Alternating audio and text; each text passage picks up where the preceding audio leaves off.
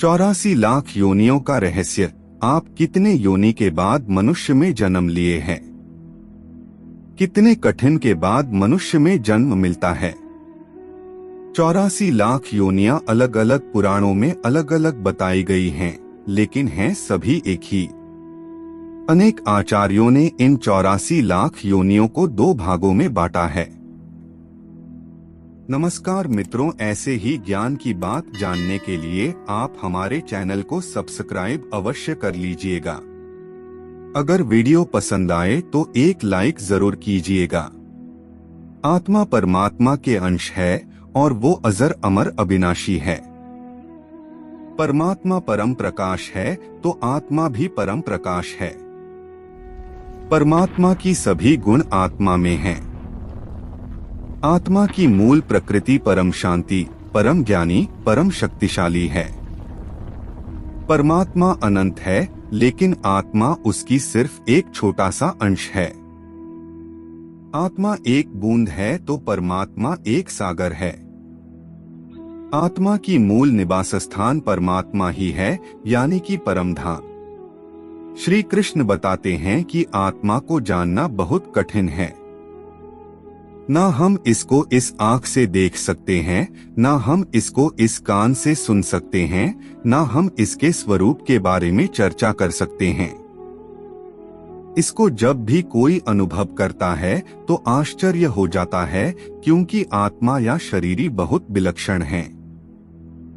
हम अभी सिर्फ एक साधारण मनुष्य के आत्मा और शरीर के बारे में चर्चा करेंगे। पहले शरीर के बारे में पूरा ज्ञान होना जरूरी है। हमारा शरीर के 5 तत्व से सिर्फ 2 तत्व दिखता है और बाकी के 3 जैसे कि अग्नि, वायु और आकाश नहीं दिखता है। लेकिन ये 3 अदृश्य तत्व हमारे शरीर में है और हम अग्नि और वायु को अच्छे तरह से महसूस करते हैं। लेकिन आकाश तत्व को महसूस नहीं कर पाते हैं। बहुत कम लोग उसको महसूस करते हैं, जिसका मन शांत है। इसलिए आध्यात्मिक विज्ञान के हिसाब से कोई भी मनुष्य के 3 शरीर है। हमारा हर कर्म ये तीनों शरीर से ही होता है। इसलिए श्रीमद् भगवत गीता में भी कहा गया है कि कर्म प्रकृति में ही होता है और इसके आत्मा के साथ कोई संबंध नहीं है, लेकिन ये आत्मा को अज्ञान अंधकार में डाल के बंधन में डाल देता है।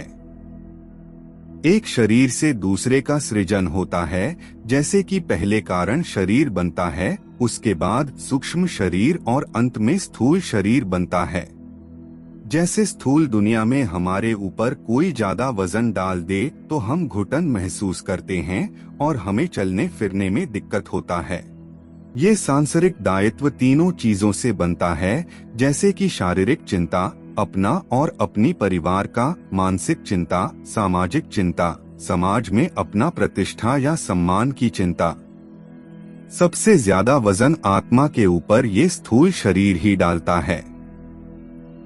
जब आत्मा के ऊपर कोई वजन नहीं रहेगा तो वो कहीं भी जा सकता है और अपने मूल स्थान जहां से आत्मा निकला है वहां जा सकता है।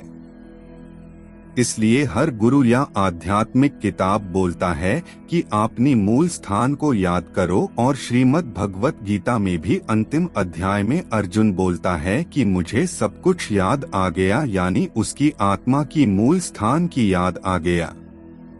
हमारे आत्मा के ऊपर इतना वजन है कि हमारे याद ही नहीं है कि हमारा मूल स्थान क्या है। इसलिए हम इस दुनिया में कितने गुरु, कितने भगवान बना लिए हैं, लेकिन हमें शांति नहीं मिल रही है।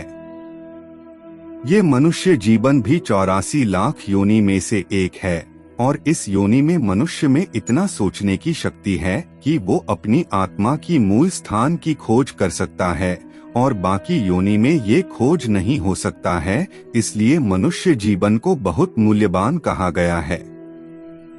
आप इसे इस तरह समझें।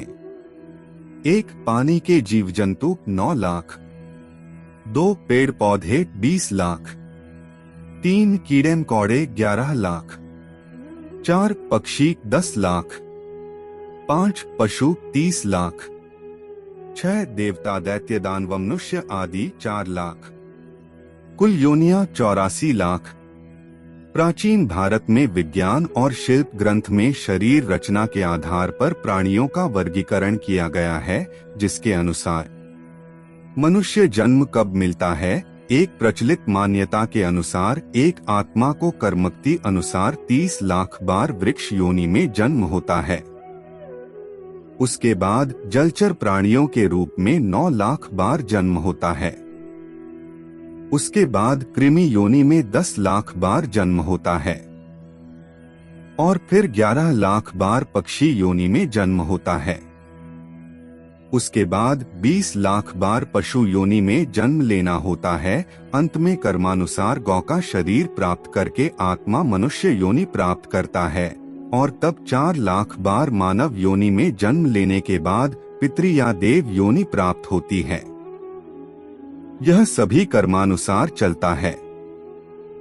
मनुष्य योनि में आकर नीच कर्म करने वाला पुण्य नीचे की योनियों में सफर करने लग जाता है, अर्थात उल्टे क्रम में गति करता है, जिसे ही दुर्गति कहा गया है। जिनके पुण्य पाप समान होते हैं वे मनुष्य का, और जिनके पुण्य कम तथा पाप अधिक होते हैं वे पशु पक्षी का शरीर धारण कर उत्पन्न होते हैं, और कितने ही जिनके पाप अत्यधिक होते हैं स्थावर भाव को प्राप्त होते हैं, अर्थात वृक्ष, लता, तृण आदि जड़ शरीर में उत्पन्न होते हैं। 84 लाख योनियों में भटकने के बाद वह फिर मनुष्य शरीर में आता है।